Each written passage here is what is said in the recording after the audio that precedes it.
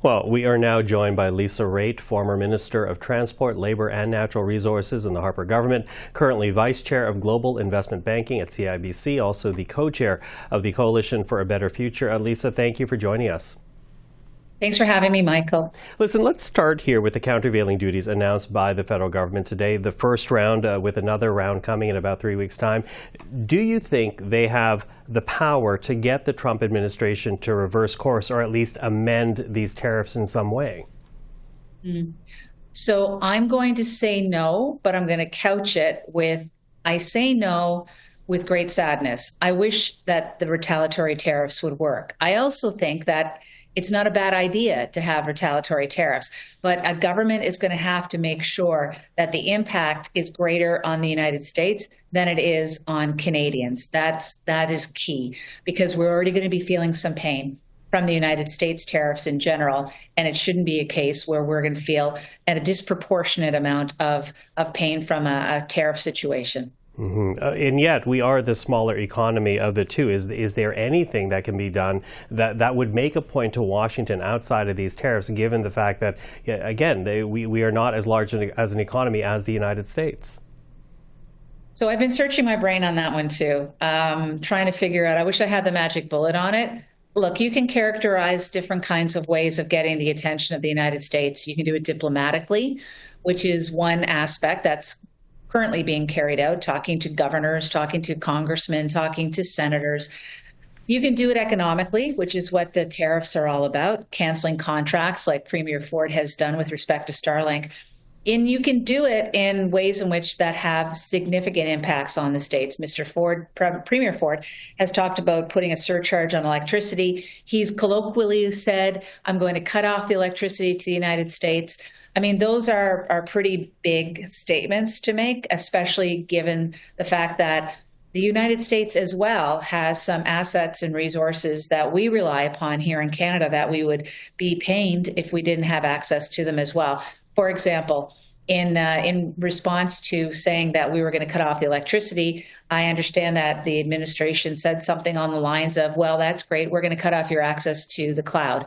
And of course, that would have a great impact on Canadians. Yeah, huge impact, as you say. Now, Donald Trump has made the argument that, for him, or at least to his base, these tariffs will drive investment into the United States. And to be fair, he hasn't really addressed the economic pain it will cause for the average American. But again, tariffs, he makes the argument, is a good policy if you want to bring industry back into the U.S. Is that what we'll actually see, businesses moving south of the border and foregoing Canada as a place of investment?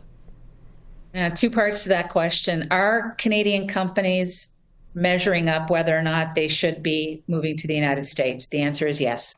They've been doing so for a while. They are trying to figure out how to mitigate it. We already know of examples here in Toronto in the GTA where companies have opened up manufacturing facilities in the United States because they simply cannot bear a 25% increase on their bottom line. I mean, no one's running 25% profits that allows them to absorb a tariff like that. So they want to keep their company going. This is the kind of thing that they're going to do. The second part, though, Michael, is I wish it were the case that it was apparent and obvious that tariffs are going to hurt Americans more than they will give to America. And the reason being is that, yesterday there was an announcement by a Taiwanese semiconductor manufacturer that they're about to build, or they announced they will build $100 billion in manufacturing facilities in the United States. Donald Trump says the reason why they're announcing that is because I told them I was going to put a tariff on their chips. So here they are building in the States. And that's exactly what I'm going to do in sector by sector, and specifically with respect to Canadian businesses that sell into Canada. So I am greatly concerned.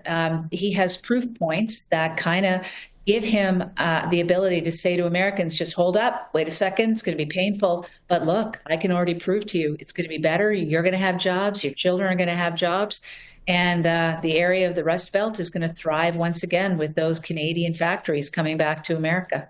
Well, to that, we did hear the Prime Minister say today that Donald Trump is trying to destabilize the Canadian economy in order to make U.S. annexation easier. What's your read on that situation? I am not privy to any kind of diplomatic wires in terms of what the actual foreign policy implications of this are. But I would say that you could certainly wonder whether or not Mr. Trump is serious when he says that there should be no border and that the prime minister is really just a governor. I don't know whether or not he views it in terms of one sovereign state taking over another. I'm sure he views it as Canada has a lot of stuff that we think we should have access to. We haven't been able to get access to it, and we want it. And we think the best way to do that is to beat you into submission economically so that you come to us with a better offer. And we are just beginning to experience the beginning of it. So what is the best strategy to adopt then, do you think?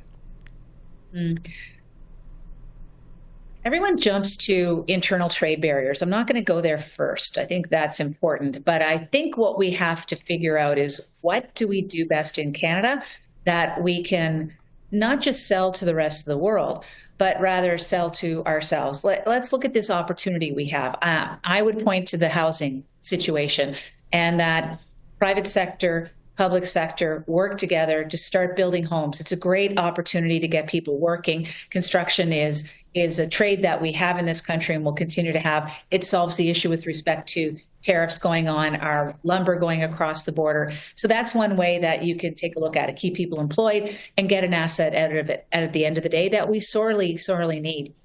The second side of it is, and it's maybe a little controversial, but I'll go with it anyway, as the American president kind of isolates the United States from the rest of the world and European countries, the reality is the question will come, do we really want to buy our military apparatus from the United States any longer? And then where can we buy it from? And Canada does have some capacity and some ability to do that kind of work. We can build planes. We can build vehicles. We have built vehicles that are used in places of conflict and places of defense. And why not think about whether or not Canada becomes the substitute for American goods that are currently being sold into foreign countries because they no longer want to do business with the United States? Well, something to bear in mind as people consider and debate the path forward. Lisa, I always appreciate the insight. Thank you for that. You bet.